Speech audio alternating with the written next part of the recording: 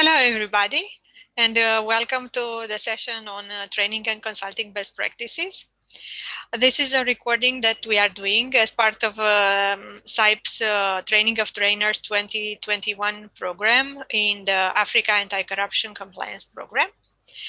My name is Carmen Stanila, and together with my colleague Anna, we will take you through the session today, talking about training and consulting and sharing some examples and best practices. Anna, would you like to introduce yourself? Sure, thank you, Carmen. My name is Anna Kampenek. I'm the Director of Global Programs at SIPE. This session already is fairly international. I'm speaking to you from Washington, D.C. Carmen is in Romania. You are in a number of countries across the continent. So it is exciting in that sense. Obviously, we wish we could see you all in person, but that's our new reality still this year. So we'll roll with it. Very excited to virtually meet everybody. Thank you, Anna. Indeed, it is exciting to be with you today, and this is for me. This is a start. This is a new experience to be delivering a training session on training virtually.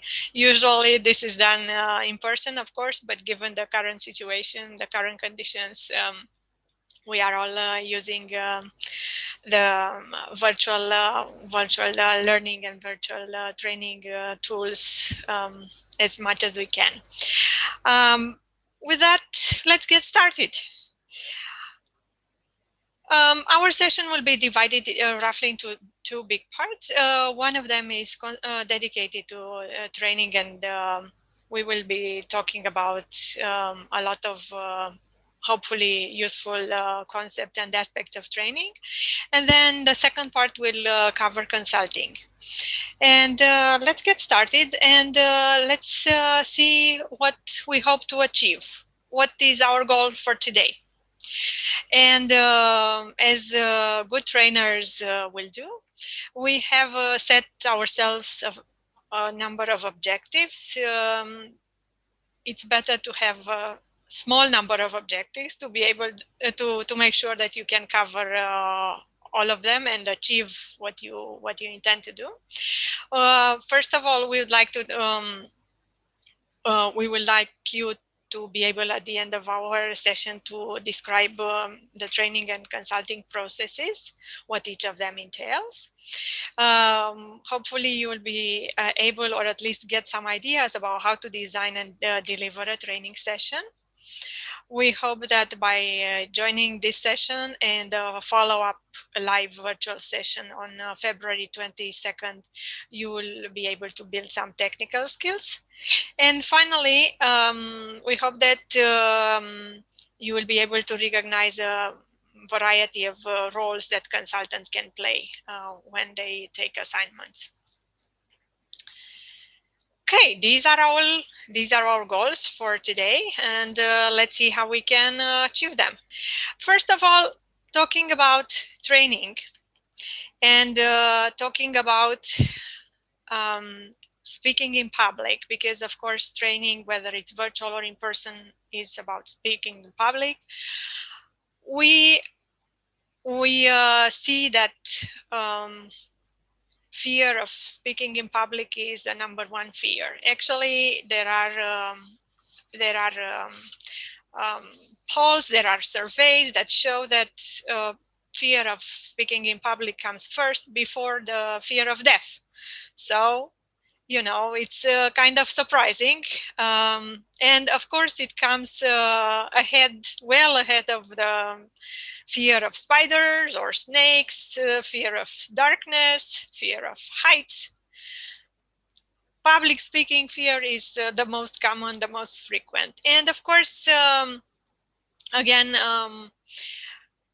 there is a lot of variation in the degree of fear. Some people just are a bit nervous. For others, it's anxiety. So, as you can see here, 10% of the population is comfortable all the time. There is a variation in terms of the degree of degree of confidence in speaking and the nervousness. Over 80% of the population have some degree of fear, but of course it depends on each individual.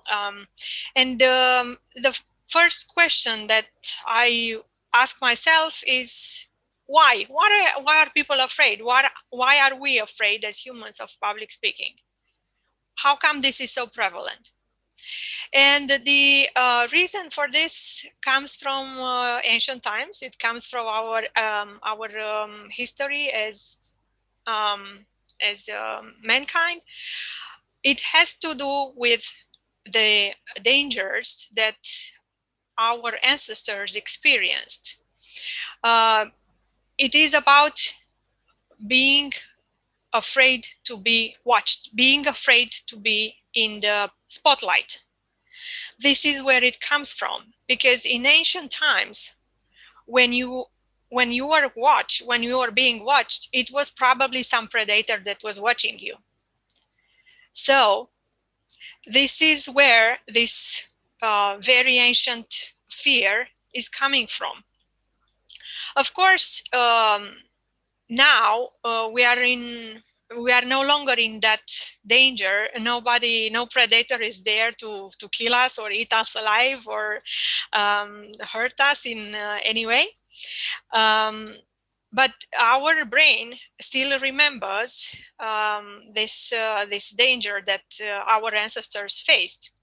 And the part of our brain that is responsible for responses to that kind of situations is the amygdala. It helps us respond to danger. So our brains basically have transferred this ancient fear of being watched onto public speaking. And we look at it without being aware. Of course, we look at it as a sort of attack.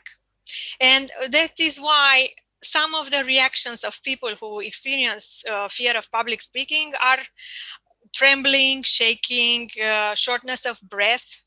You know, the kinds of reactions, the face is turning red, the kinds of reactions that we experience when we are faced with danger. And what does this mean in public speaking? How are we behaving? Well, some of us want to hide, you know, we hide behind the podium. If we speak in public and we are in front of an audience, if there is a podium, we grab the podium very well. Please, please, please. And we are shaking like this, you know, give me a podium so that I can hide behind it or under it.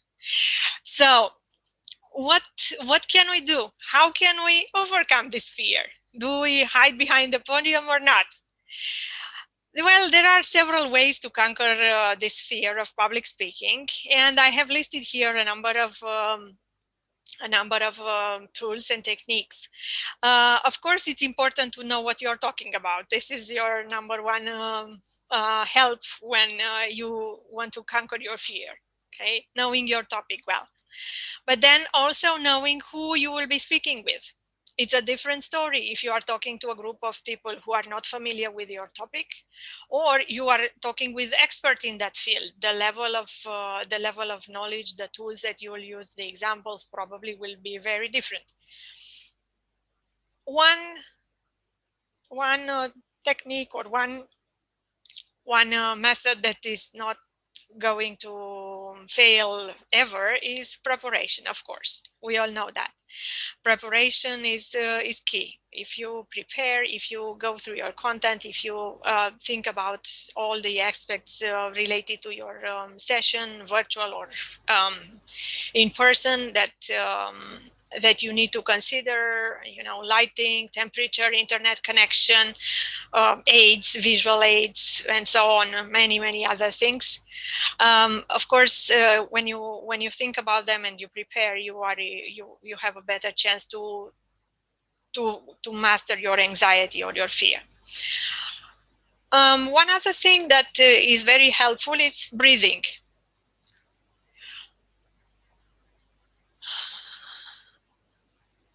taking a deep breath, taking deep breaths before you are about to speak. This will help you calm down. This will be very useful. Then, if you are talking in an offline setting, in-person session, of course, looking at the people, looking at them, and ideally finding a friendly face in your audience. This is a bit harder when you are doing your virtual trainings, because sometimes people turn off their cameras and you don't see the participants, so you cannot possibly look in their eyes. In-person sessions, looking in the people's eyes and especially finding a friendly face will be very helpful. And I'll give you an example. Speaking about friendly faces, my first boss when I started working with SIPE, which is a long time ago, he was a gentleman named Mark McCord. And before working with SIPE, he was leading chambers of commerce in the state of Colorado in the US. And he was telling us about the fact that he asked his assistant to sit in the front row of the conference room. And she was his friendly face in the audience when he was speaking. And he would look at her and she will do like this. Yeah, yes, yes, right. So she was his friendly face in the audience, and this was very helpful because this gave him confidence. Yes, I'm doing well. No fear, no need to fear. Another element which I think is important to think about in terms of conquering our fear is, what is our attitude? How are we visualizing our result? Is it, oh my God, they will not like it. Oh my God, what am I saying? Oh my God. Or is it, I am sharing some knowledge here. I want to help people be familiar with my topic, understand why consulting is important, why compliance consulting is important, why would they need compliance in their companies or in their organizations. So how are you looking at your result? I am imparting knowledge and I am doing a good job sharing what I know with others, or being very fearful. If you think about the result of your presentation in positive terms, this will help you calm down, and it will help. It will make you feel better and less anxious about your training and your session. Carmen, if I may, before we move on, if you wouldn't mind going back to the other slide for a moment. There's a helpful mnemonic device to summarize some of the key points you mentioned here. That's called 5 S's of public speaking. And before you go into training, you can just do a quick self-check. So number 1 is stance. So that's gripping the podium or not. But also even if there's no podium, just think how you look. Are you sort of scrunched up, hunched over, kind of almost wanting to curl into a little ball? That doesn't communicate confidence, right? So take some space, make large movements with your arms when you're talking, to be present. The other one is, sound, of course. And that's an issue I struggle with. I'm not naturally a very loud person, and yet the very basic criterion for whether a training is successful or not is people have to be able to hear what it is you're saying. So even if you're saying the most brilliant things, but you're whispering so that only the person in the first row can hear you, and maybe not even that person, then obviously probably the general reception of the training will not be so good. So work on your vocal quality. Obviously, ideally we have microphones if it's a live training, but sometimes we don't. So we have to be prepared to really project. Sight, Carmen also mentioned that already, trying to look people in the eye. I know some of us may be a little bit shy. Maybe we don't like looking people in the eye, you can just look at the forehead. They will never know the difference. It still feels like looking somebody in the eye. Then we have smile, right? We talked about it as well. So just brighten the room with your smile, be friendly, have that friendly face. And then the last one is silence, which goes back to what Carmen mentioned about breathing, but don't just take one breath before the presentation begins and then be out of breath for the rest of it. Sometimes we feel a lot of pressure to fill the air, so to speak. Like, you know, on the radio, you cannot have radio silence, but we're not on the radio. Training is different. It's okay to have a moment of silence. If you need to gather your thoughts, if you need to take that deep breath, it's okay. And also, in fact, use the silence strategically to emphasize important points. So let's say I'm opening a session and I say, what does anti-corruption compliance mean to a business in your country? I could just jump right back in and provide the answer, my answer, but it would be much more powerful if after that I take a pause, I look around, make eye contact with everybody, and actually give people a moment to think about what you said. So don't be afraid to use silence strategically, as long as you work on not filling it with you know, those little sounds that we tend to fall back onto and we're not sure what to say. It's better just to say nothing, keep it silent. Take a moment to gather your thoughts, or just allow people a moment to ponder what you told them. Thank you so much.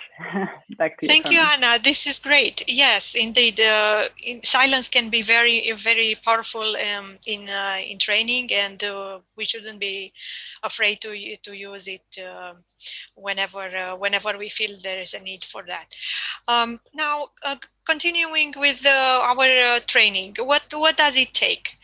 In order to conduct a training, it takes several things. I listed here some of them.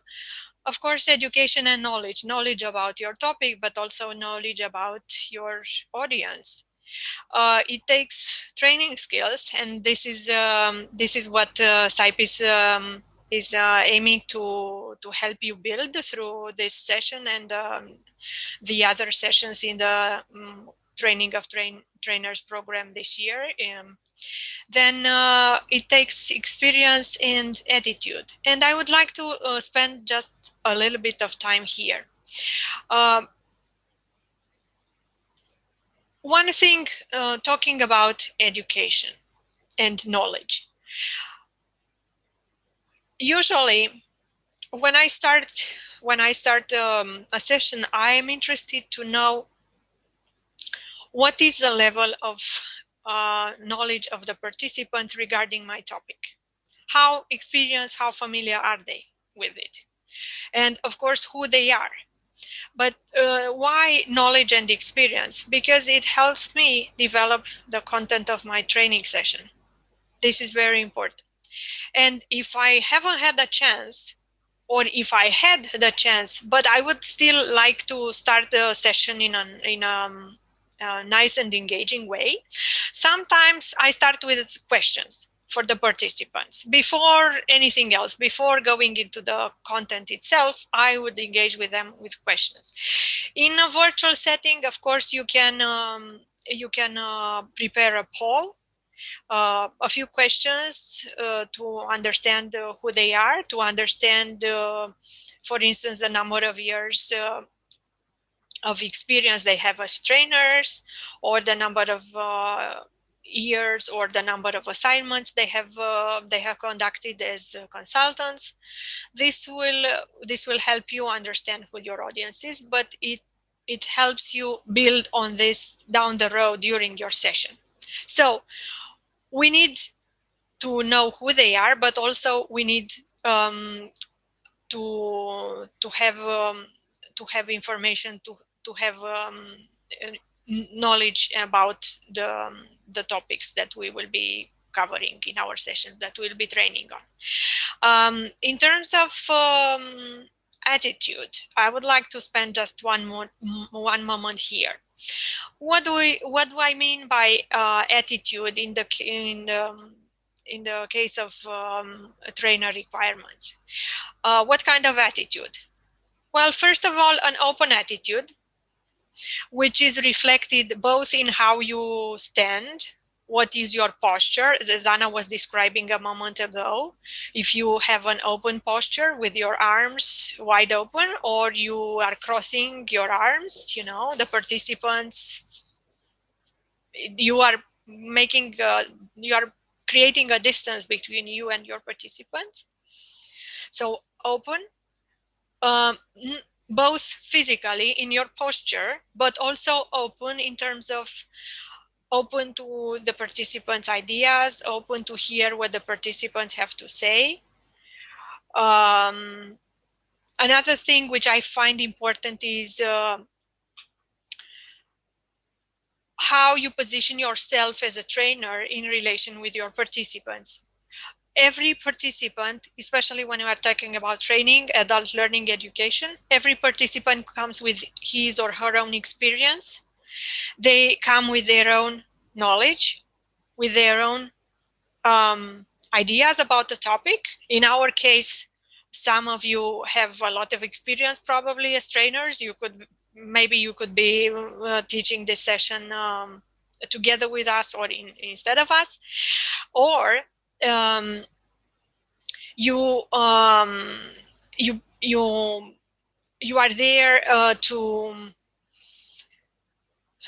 there to learn from them, but also to share what you know.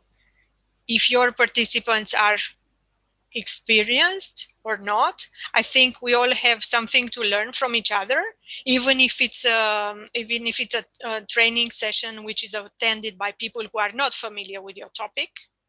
Even if some of you don't have training experience, trainer experience until now, we can still learn something from each other.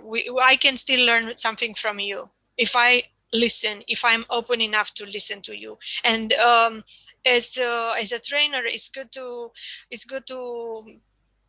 have this openness of mind, because you can never know everything about your topic, no matter how experienced you are. And everybody, as I said, everybody comes with their own contributions and experiences. And the last thing that I want to mention here about attitude is about what I find important is supportive attitude. You are there to share what you know, to encourage people and to support them to learn from you, to learn with you. And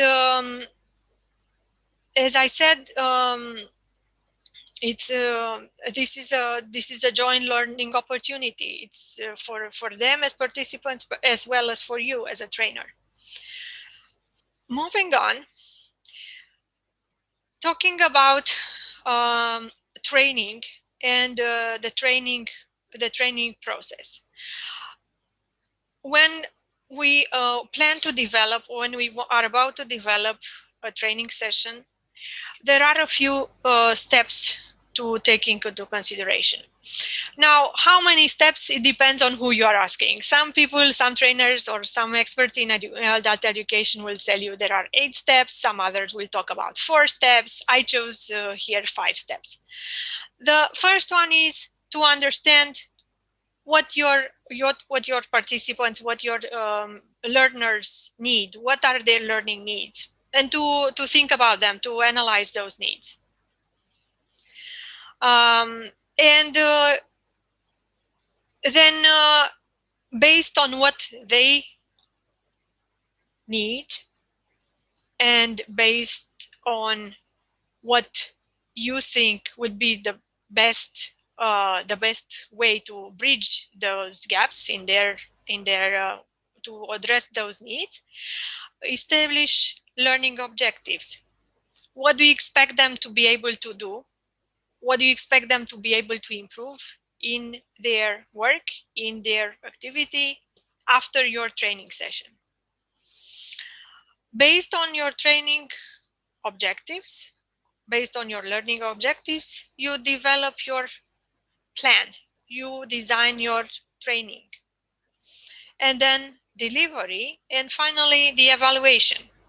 And we will have an evaluation for you in some of the sessions in the Training of Trainers program that SAIP Africa developed. And of course, as we all know, evaluation can come in different shapes and forms. It can be a set of questions, it can be a quiz, it can be an evaluation form. If this Training of Trainers was an in-person session, ideally, we would have a session in which each of you attending this session will have the opportunity to practice, and we will provide feedback on your own training session and delivery. Or it can be another type of evaluation. Let's take each of these steps one by one. First of all, the understanding what your learners, what your trainees need. What is their need? And here the first question is why? Why do they need a training? Do they need a training, or is another method more appropriate to help address their need? What is our goal? What do we want to achieve? So again, ideally, before starting to prepare your learning objectives and then your training plan, you will have a very good understanding of what the need is and how best to address that. And here, of course, we are all familiar with a number of tools, interviews. You can conduct group discussions. You can simply observe the people you are going to train. If you can, sometimes some organizations, in some cases, we develop pre and post training surveys, and we are able to identify what are the gaps, and then we identify at the end if we manage to bridge at least a few of those gaps. Ideally, there will be a post-training evaluation several weeks or several months after as well. But the idea is to try to understand as much as possible why they need training, what is the specific need, and how best to address that. For instance, let's say that you are going to facilitate a training on compliance for a company. Okay, so maybe the organization, the company, let's say you have a new customer, which is a bank. Maybe they introduce new procedures and policies regarding anti-money laundering. So your training will have as a goal to help the people who are working at the front desk, for instance, and the people who are processing, who are who are responsible for the processing of payments, identify red flags. Be able to identify red flags and know how to handle them, how to report, and what to do about them. So ideally, you will understand what the need is, what is changed, what is the problem, why they need training, and build on this knowledge together with the knowledge about who you will be, your learners, who will be your trainees. Of course, here there are lots of things to think about. If you can gather as much information about your audience as you can. We cannot create one-size-fits-all trainings. We need to adapt the training to the characteristics of the people who will be in attendance. And here we are talking about their age. We are talking about how much they know about the topic or not, if we can. What is their work experience? Are they entry-level people? Are they members of the board? Are they senior managers? What is their level of education? And of course, what are their training needs? All these elements, all this information about the profile of your audience will influence the types of tools, the level of sophistication of the training, your learning methods, what kind of materials, aids you will use, and so on and so forth. Another thing to keep in mind, talking about your audience, is to understand why and how, especially how adult people learn.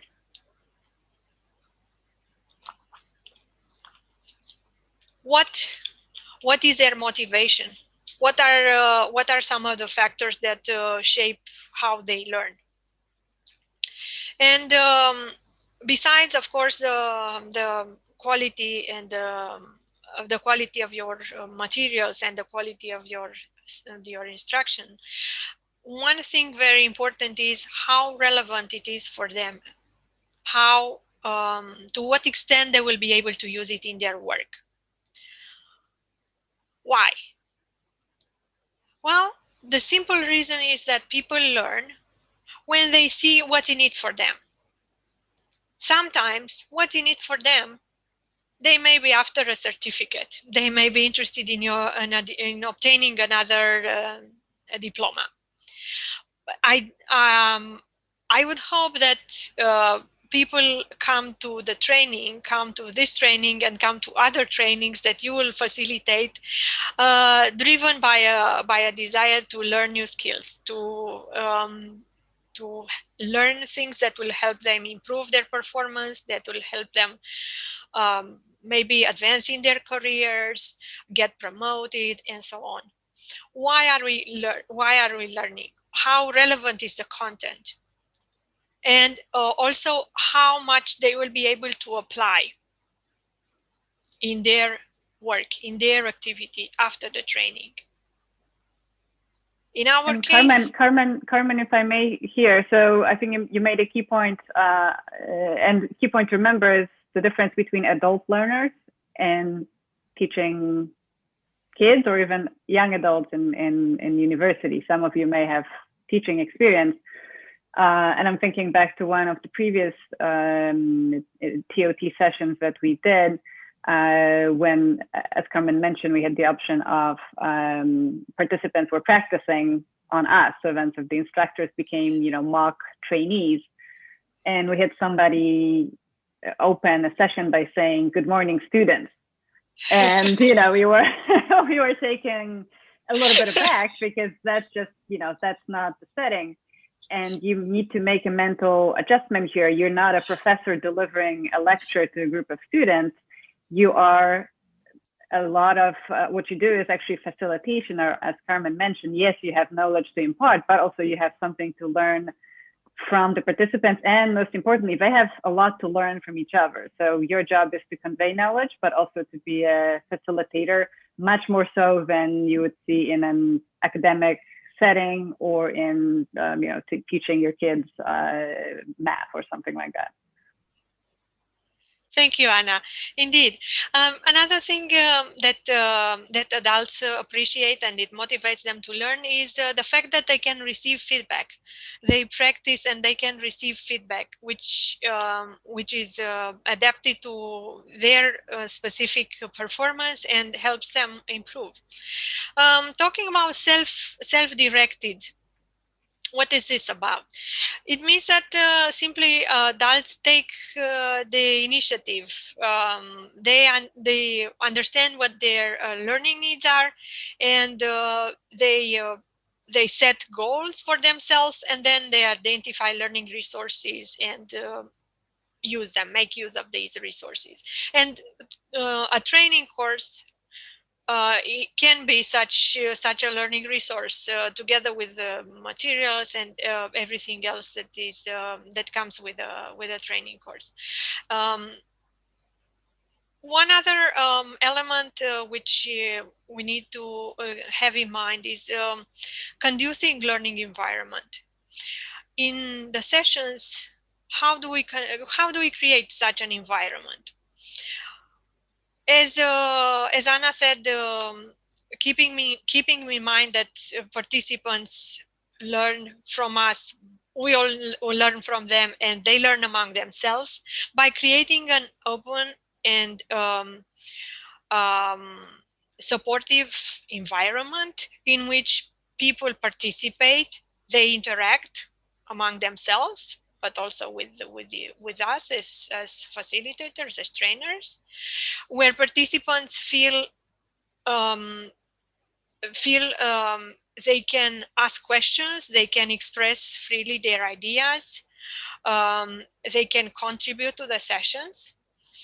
This is motivating them, especially the ones who are a bit more shy. This is motivating them to engage and to learn.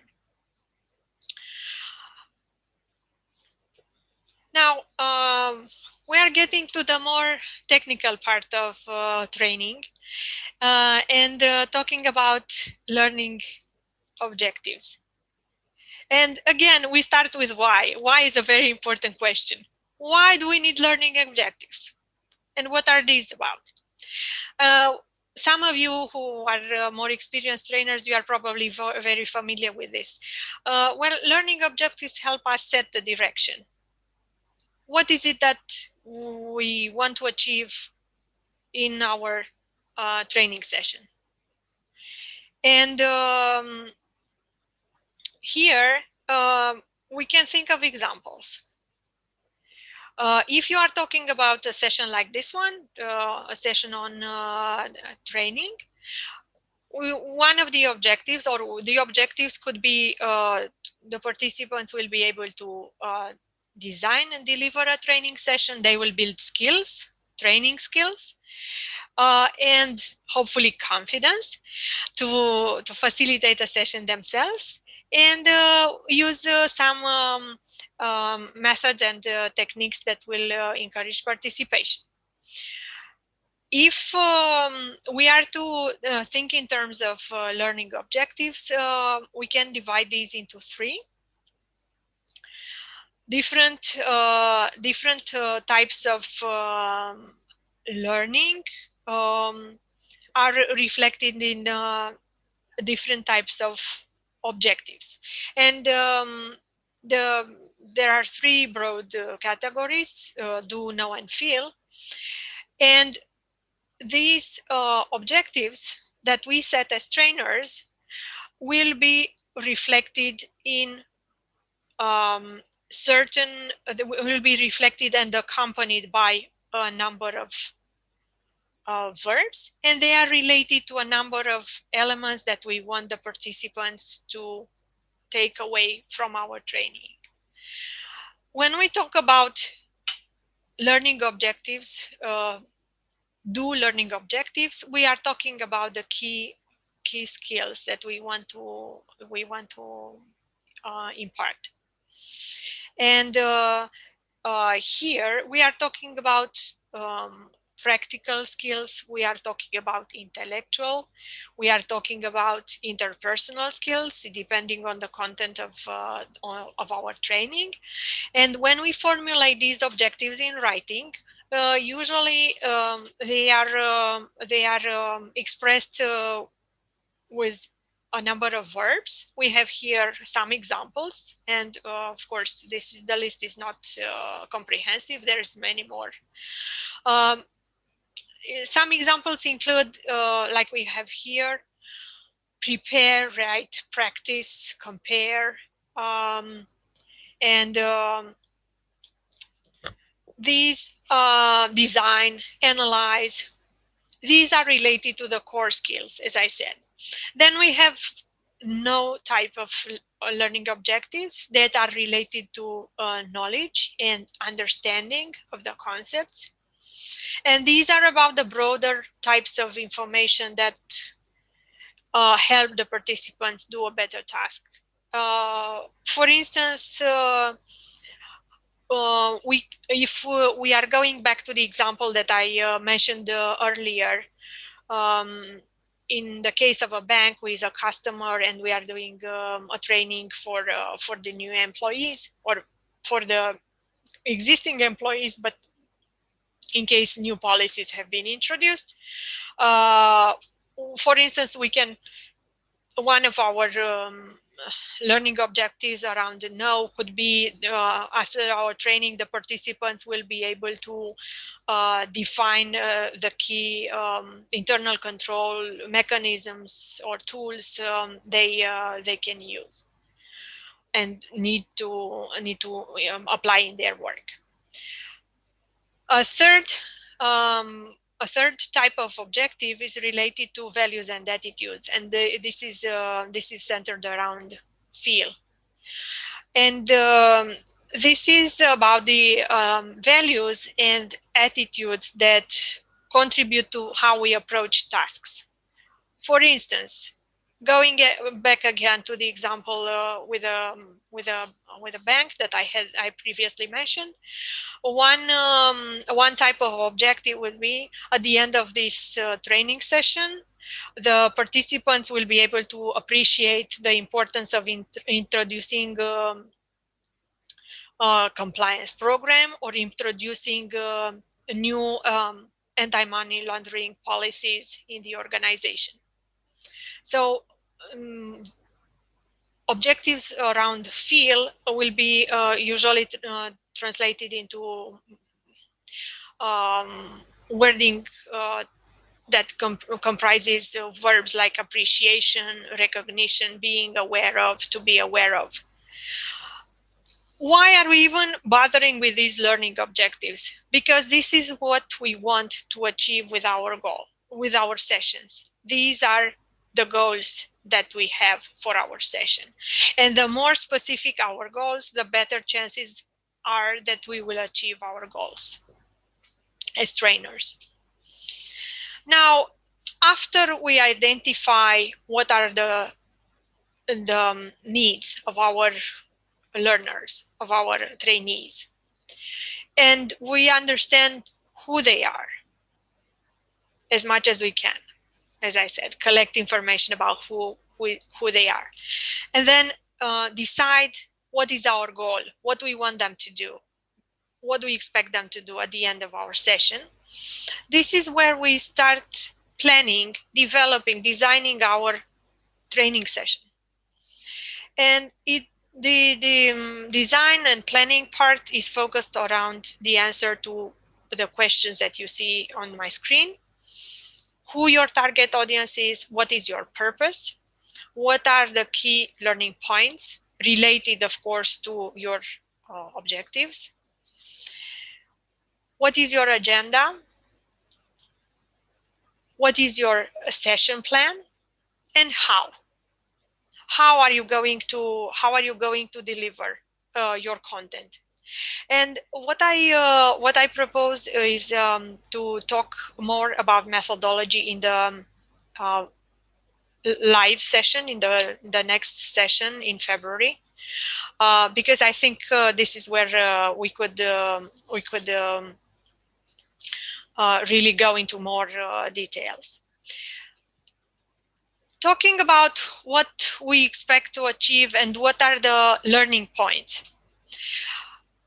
Of course, when we know very well our topic and we are passionate about it, our tendency sometimes is to want to cover as much as possible about the topic, to cover all, to share everything we know with our participants, which sometimes is not feasible because we have time constraints, we have limitations.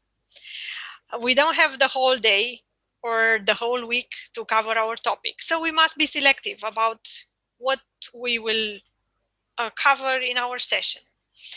That's why the model that I propose here around must, should, and could, or good to know, helps you filter through the information that you are going to include in your session. And when we talk about must know, this is the core elements, the critical elements that that help you achieve your goal. If you don't cover these points, your learning will not be achieved. Your goal will not be achieved. Then you have should know. These are less critical aspects, less critical learning points, but still important. You would probably spend less time on them, but still mention them. And then the final one is could or good to know. Could know or good to know. These are less important elements which you don't have the time to cover.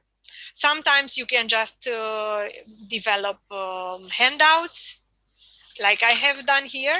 I'm going to share during the next session where I'm going to share a lesson plan template with you. So templates for some of the key elements that you want to cover, but you don't have time to.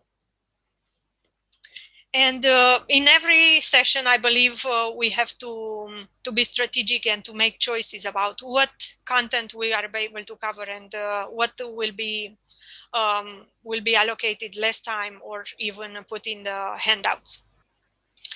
Now, another point that I would like to touch on, talking about your design, your training session design. When we prepare our trainings, one thing to keep in mind is how much people are going to take away. How much are they going to remember from our sessions? And the more interactive the sessions, the higher chances of them remembering and using the information and the tools that we are sharing with them. Here you have some statistics, and of course I'm not going to read them because we can all read. The difference between what is called the passive methods of training or teaching and the interactive ones, I think, is very stark. It talks from it says it all. These figures say it all. Starting from 30% to 50 or even 90%. That's a huge difference. And the best way of remembering something is by teaching. So the more you teach, the best chances are that you will remember. And actually think about it like this: when you are reading something or you are watching something, the moment when you are done and you talk with somebody, you explain to somebody what you have just read or what you just watched, chances are that you are better able to remember. Your attention, your retention rate is greater than if you would just read or watched and then moved on to something else. So teaching others, this is the most effective way to remember something. So hopefully after this session you will get to practice and hopefully remember some of the things that we discussed in this session. Speaking about remembering and how much people remember or don't remember from the sessions. Another tool to help us as trainers is what is called the CPR approach, or content participation and review. And what is the idea here? This is about breaking the content into smaller pieces and allowing the learners time to reflect and to work with what we are imparting. And here, when we talk about content, this is where you introduce the topic and you share the key points, or you simply give instructions if you are preparing to conduct an exercise. Then the participation is the moment, the time where you allow the participants to work with your topic. It can be an exercise of any type. It can be a role play. It can be a small group discussion. It can be a case study that you are proposing. The participants have the opportunity to engage with the content. And then review is the final part where the groups come together, if it was a small group activity, where you discuss with the participants and get their feedback, and then you summarize and emphasize the key learning points that you had. And basically, this is a cycle. It can be 20 minutes long, it can be longer, depending on your session and your topic. The idea is to make sure that you don't have only content, but you also include activities, summary, reviews of what you have just said. Why? Because you want your participants to get your message. You want to make sure that what you are imparting, what you are sharing, what you are training, what you are teaching will be assimilated by your participants. And here, it's important to remember the fact that people are different. Everybody has their own style. There are several learning styles, and there are several models that talk about learning styles of people. And here I have selected one that was developed by Peter Honey and Alan Mumford, but there's more than one. There are several out there. And this one looks at the characteristics of 4 types of participants: activists, reflectors, theorists, and pragmatists. And what are the best tools? What are the best ways that people learn so that we as trainers would adapt our content to their characteristics and help them learn? And we are not going into a lot of details here. The main point is to remember that different people learn in different ways, and we as trainers, as facilitators, we need to be aware of those styles and to be able to incorporate different tools and techniques to make sure that we reach with our message the various people we have in the room. And of course, if we want to identify learning styles, there are several questionnaires out there. I'm sure you are familiar with some of them. Sometimes we ask the participants to take this questionnaire, and we learn more about them if we can in the preparation phase, in the pre-training phase. If not, if we don't have the luxury of conducting such a survey and learning who we will have in the room, chances are that we will have all these 4 types. And the proportion will be different, of course, from each group, from one group to the other. But knowing the difference in learning styles will help us develop and select appropriate tools and techniques. In terms of structure of the presentation, we will not go into details. I think this is something that we are all familiar with, we are all aware of. This is just a refresher. This is something that we all learned in school when we were learning to make compositions in the primary school. It's always about an introduction, announcing what you are going to talk about. Then the body of your presentation will be when you cover the key points that support your topic.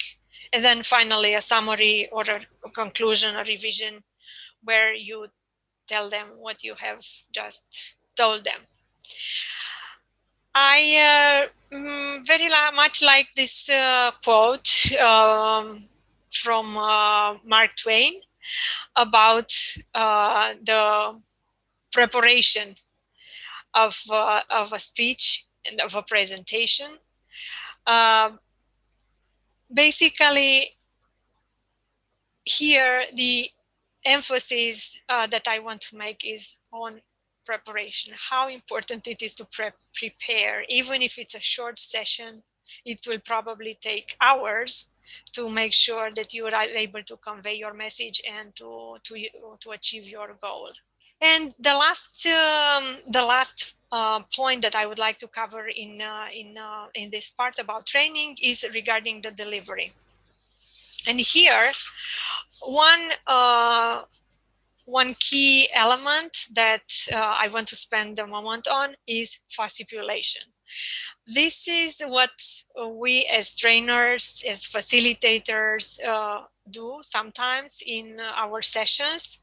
We not only train, we not only facilitate, we sometimes also manipulate a little bit, in the sense that we influence, as trainers, as facilitators, we influence the discussions by reframing, by summarizing the points that were made, the work that a group, if we were talking about small group activities, have conducted and they are presenting. And one small trick that I would like to share from my experience from trainer to trainer, sometimes you have in your trainings one or two participants who like to talk a lot, and sometimes the points are a bit off topic. It can happen. I'm sure it has happened to you as well. Well, talking about fascipulation, if I see that they are going to Addis Ababa when they should be in Accra, they are going off topic, they are going far away from where they should be, I pick one idea or one or two concepts they are talking about, and I am using them to bring them back, to summarize or to make to highlight the point that I think is important to make. So even if the conversation went a little bit astray, I use some of what they are saying to bring it back and to make the point that I'm keen on making. So this is fascipulation in action. Two more points that I would like to make here are one about giving instructions. Giving instructions is hard, as you probably have experienced already in your training sessions. Here are some tips. One thing you can do is do not give long series of instructions. Give instructions in sequences. If you ask them to do something which involves several actions, invite them to do the first one and then stop and wait until they do it and then continue with the instructions. The chances are better that the participants will follow the instructions. And then, of course, the other one, which is key, is repeating the instructions, making sure that they understand. Sometimes when you are doing a face-to-face training, you can look at them you can see on their faces if they understood or not. But sometimes you don't. You can ask questions. Do you have questions? Is this clear? Do you want me to repeat the instructions? Or you can simply go and talk with them and see if they need further clarifications. And the second point that I wanted to make is about contingency planning. As a trainer, you will be probably faced with all kinds of unexpected situations. What is your plan B? How do you prepare? What if you are training online and you have an intruder participate unexpectedly, they crash your virtual training? What do you do then? What is your plan B? Okay, this can happen. If you are in a conference room, in an in-person training, what happens if there is no electricity suddenly? What do you do then? What if you don't have any internet? Your computer crashes. What is your plan B? How do you handle it? At this point, I would like to give the virtual baton to my colleague Anna for the remaining points regarding the training and then the consulting part. Anna, please. Thank you, Carmen. And I'll add one more fairly recent example on contingency planning in the virtual world. Especially if you have a setup like what we have right now, you have a nice deck of slides, and you're sharing the presentation. You agree ahead of time, I'm presenting this part, you're presenting this part. That was exactly the situation I was in with our brilliant colleague Lola last year when we had a live session focused on compliance trends globally and what is happening in Africa specifically. Obviously, Lola is more of an expert on Africa than I am, so that's how we divided the content. But guess what? 15 minutes into the live presentation, Lola's line drops off. She's not there. I cannot say, oh, well, too bad, I guess, we'll just go through half of the presentation. And then what? So you have to, especially if you're sharing content, it's impossible for you to be necessarily an expert on what the other person was going to say. Otherwise, you could just do the whole thing. But you have to have at least convincing familiarity with the entire presentation content, with whatever the session is supposed to cover, just because if we're talking about a live session, the show must go on, and you must be prepared to take over. So let's talk a little bit more about effective training skills or trainer skills. We already covered some key points on presentations, how you come across, how you use your voice and your body to build connection with your participants.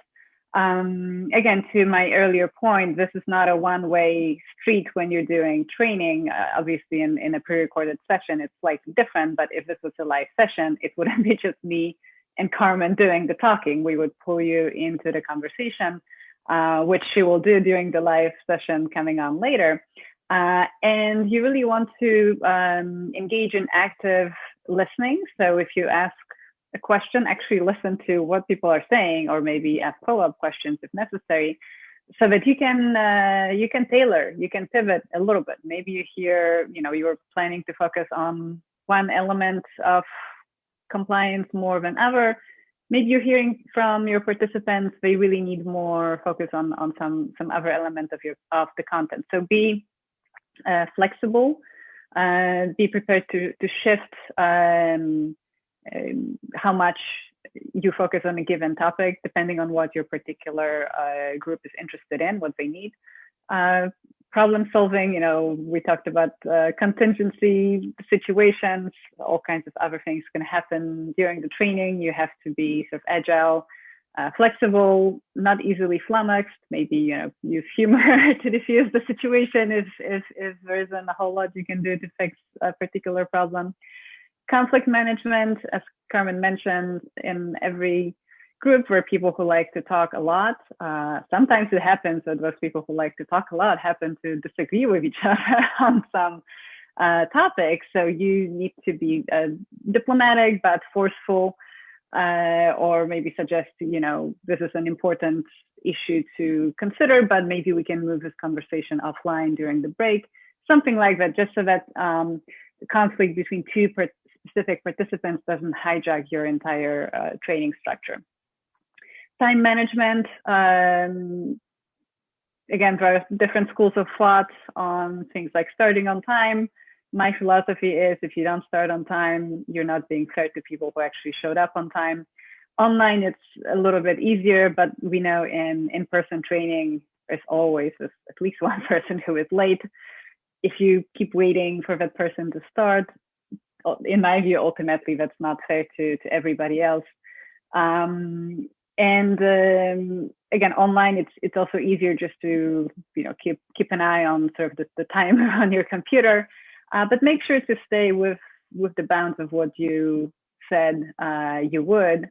Time management also is particularly tricky in person with breakout sessions or any kinds of breaks, because people start talking to each other and getting to know each other and getting into heated and very intriguing and very fascinating often conversations.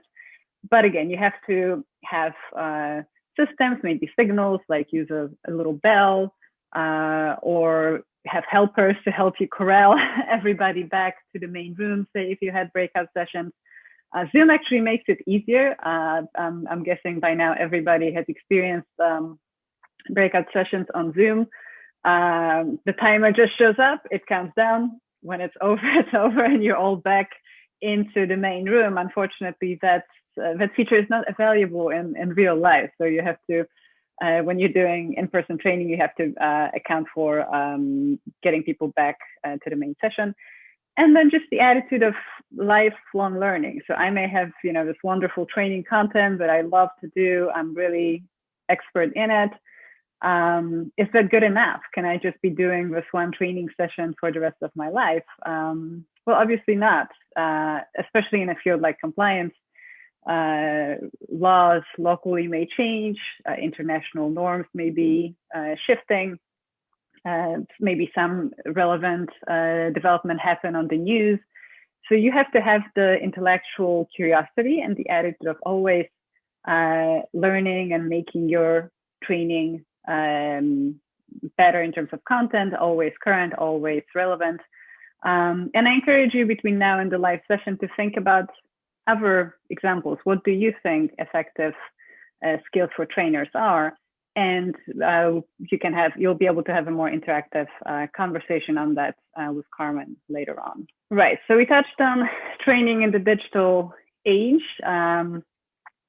Here are some approaches ranging from live instruction, so that's the synchronous learning where everybody is logged in at the same time. It's a live session that's virtual. There could also be, like what we're recording now, it's really, if you just watched the video, that would be online self-study. You look at material that was pre-recorded, but because it will be followed by an interactive session in real time with Carmen, I would classify it more like as blended learning, where some of the content is delivered online and you watch it in your own time. And maybe there are some other things you do on your own offline, but then you come together during the live session. It could be virtual and could be in person, but that's the blended part. So you have the mix of online non-interactive and then either online or in-person interactive. Anyway, we all know digital training has its own challenges, some opportunities. I mean, it's not all bad. So how is technology changing the way we learn and train? I mean, in some ways, COVID obviously has accelerated a lot of the trends that we've seen before. I mean, we've all used collaborative learning tools, for instance, in the past, like Dropbox, Google Drive, WhatsApp groups, maybe, to maybe work on jointly on assignments, or maybe submit something electronically ahead of time that's viewable to the whole group, or maybe have a conversation on WhatsApp. Like I know we have a WhatsApp group for this training as well. So some of those tools are not new. The shift is obviously at the moment, that is in most countries, that is all we have. There's no possibility to have that conversation person to person. Also, well, in both online and offline, I would say, in recent years, there has been a shift in attention from passive to active, precisely because of the factors we discussed earlier with adult learning. Adults don't come to a training session to be lectured to, they come to get something out of it, and what they're getting out of it needs to be very clear for them to stay engaged. So there's a lot of emphasis on matching the needs and interests of the participants. And there are ways of doing it online. Obviously similar to live setting. You can have a conversation at the beginning of the session where everybody introduces themselves, maybe says a little bit about their work and their interests or expectations for the training. In the virtual world, you can do it even more easily or quickly if you don't have time for everybody to go around and introduce themselves speaking. You can just say, hey, in the chat, can everybody please put down your name, the country where you're in, 3 things you want to get out of the session. And then as a trainer, it gives you a very quick, you're not have a class on introduction, but you have a very quick overview who the participants are, where they are coming from, what they're interested in. And it also helps you with differentiated instruction, which again, it's not a technology specific concept. It's just the concept of, because we have those different types of learners and also people with different backgrounds or levels of knowledge of a particular topic, you have to tailor the content so that everybody feels like we are getting something out of it. They may not be getting the same thing out of it, but we are getting something of value out of the session. Multitasking, that's a huge one with technology. And it's actually very hard to do it's hard to do training as a single person anyway. It takes a lot out of you just, stamina wise to be sort of on top of a entire session. But especially virtually, there's sort of added things going on. So, you may be developing content at the same time people are putting questions in the chat. At the same time, maybe, somebody was kicked out and they're trying to get in and you need to admit them, or somebody is complaining that, they cannot connect through email and you're glancing at your email. So if at all possible, it helps to have support. So, well, first of all, ideally, split your training with somebody else if you can. It makes it just easier on you, but also on the technical level. Right now with us, we have a wonderful colleague, Ima Bang, who is also logged in, and she's there just in case we have a technical issue or, connection goes down or something happens. You have that person to help you. Or if it was a live session, maybe it would be somebody who can help monitor questions or help monitor for that's a crucial point that Carmen made. Make sure that nobody who was not invited logs in and maybe starts making trouble. If you've experienced Zoom bombing, you know what I'm talking about. It's not pleasant. As a facilitator, as a trainer, you certainly do not want to be in that situation. So get help, get support if at all possible. Some prerequisites, we don't have to spend a lot of time on those essentials. We are fairly self-explanatory. Obviously, technology, have a reliable computer, have a reliable, as much as you can, internet connection, headsets. I mean, you would think by now most people learn that lesson. Trust me, they have not. I'm still in so many sessions where people do not have headsets for all kinds of echoes. And especially if we are all in our homes doing this, especially if you have kids or a dog, if you're wearing a headset, even if there is background noise, it's not that bad. It's understandable. Not all of us can be in absolute silence, but if you don't have a headset, then everything that's happening in the background, your audience can hear it, and it's an it can be an investment, but it's a money well spent to get a good headset. Back to thinking about who are you working with?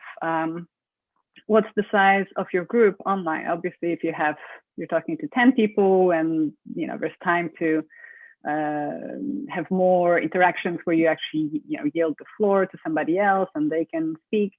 It's much more interactive. If you're talking to 50 people, that may not be possible. So then you may want to explore things like Zoom breakout rooms, or maybe some of more blended approaches where you talk with the whole group for some time period and then give them a task to do, and then you reconvene later and go over the tasks that they did individually or maybe in groups, but not through Zoom, but, maybe they worked on something together in, Google Docs, for instance. Maybe they were developing a mock code of ethics for a hypothetical company, something like that. Use interactive features as much as possible. We were speaking with Carmen before this session. It's a shame we cannot really do it here, but rest assured, she will show you some interactive features during the live session. A very simple one is polling, where you can quickly ask a question to the group and get feedback on something. Chat function, of course, it's also helpful and less disruptive. If you ask, are there any questions, sometimes, again, it can be hijacked by those two people who really like to talk, and then their questions will take up a lot of time. If you say, hey, if you have questions, feel free to put them in the chat throughout the session, then you can fascipulate. Maybe some questions are just, off the wall, not relevant to what you're talking about. So you get to pick, and you may not have time to cover all the questions. So you can pick, what are the must category questions that you actually want to address for the benefit of the whole group. And also, in the chat or in some other discussion board, that's an opportunity also for participants to have a little bit of an interaction with each other, which would be natural in a physical space where maybe they are sitting around one table, but obviously you don't get that online. So giving them some time also to get to know each other, to work on some kind of project together, mini project, mini assignment in this virtual setting is also important. And personalized experience as much as possible, especially if it's a smaller group. Make sure to acknowledge people, refer to them by their first name, thank them for their participation. Make sure that they feel, again, that this is a two-way street and that, it's not like watching a documentary.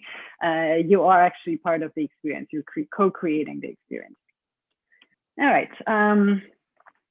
Virtual learning best practices, not terribly different necessarily from just learning practices, virtual or not. We just talked about the need for engagement and being proactive about it. So encourage people to ask questions, encourage them to share their stories, practical experiences. And actually in an online setting, it may be a little bit easier for some people. Not everybody is a sort of an extrovert who would necessarily raise their hand to speak in a physical setting, but actually online, they're maybe more comfortable putting something in the chat, describing their experience without sort of feeling like they are put on the spot to say something if they are not quite comfortable with it. Pacing matters, especially in a virtual setting. It's just tiring. I mean, we've all been to so many online sessions where it's just dragging. I mean, it's torture, right? And you want this very slow speaking presenter who makes a long pause after every other word. You really want them to pick up, right? So have some energy, bring some pace, some excitement into the presentation, which again, you always should do it in under any circumstances, but it's even more important or online, where I think our attention span really suffers from just staring at screens as opposed to being surrounded by other human beings in a physical space. Prepare and integrate real stories. That's crucial. And again, in the live session, I'm hoping we'll get a lot of stories also out of you. What is your experience with training, consulting? If you haven't done it, tell us about the training you attended as a participant and that you liked. What was it about it that you enjoyed? So always make it practical, always connect it to real life. And again, have some examples ready from your own experience, but also solicit examples from your participants. Creating a comfortable online experience. Again, step number one, we talked about it, make sure it's a safe experience. So don't do irresponsible things with sharing the Zoom link, for instance, publicly. If it's a closed session, the link should only go to people who actually registered. And that's especially good to keep in mind if you're using, in addition to doing paid training or consulting engagements, if as part of your marketing session you do your strategy, you do some free public sessions, right? You may consider that, where maybe you just introduce the topic of compliance briefly, and it's sort of a little bit of a taste and a teaser, and you're hoping people who come to the free session will later engage you on remunerated basis. Well, how you advertise that is very important, because if you just put that link on Facebook, then you are almost guaranteed that you're asking for it, as they say, that somebody will try to Zoom bomb you. So make sure to always require pre-registration, and maybe and share just link to the registration, not the raw link. You may also consider requiring passwords, for instance, just to for added security. But making it comfortable otherwise. Again, having some ground rules helps. Usually in physical training session, you would see that one of the first things that the trainer would do is put some ground rules that we all agree on before we go into the session. So things like cell phones off, or be respectful. We can have similar rules for online interactions. A big one that, again, you would think people would learn by now, but it's still not happening. In every session I've been to, somebody doesn't mute themselves, and then you hear, the radio, or again, the kid crying or something like that. So that would be, one useful rule for virtual sessions would be, let's agree that unless we're speaking, we're muted. And then make sure, obviously, that you have, you should be the administrator if you're sending the link, but that you have the technical capability of muting somebody who is not muted. And then again, to me, part of having a comfortable online experience is also stepping away from it to take breaks, because we don't just learn with our brains, or maybe we do, but for brain to be able to absorb, your whole body needs to feel good, relaxed. If you've had people sitting for 2 hours in a chair and you expect them to still pay attention, you didn't give them any breaks, you didn't give them an opportunity to stretch, move around, they will fade away very quickly. That's, again, true both online and offline, but online makes that more a priority for me, to make sure that people are just comfortable physically. And expand the learning, right? So you always want to have something extra, so that people can extend their learning experience beyond just the virtual session. Carmen mentioned she will be giving you handouts. That's one example. We'll have a list of resources at the end of this session. So things like that people can take with them beyond the actual virtual time they spend with you. Post-training evaluation. Again, you always want to get a sense of how you did, and you want that sense to be somewhat objective. In our own minds, we usually think we did great.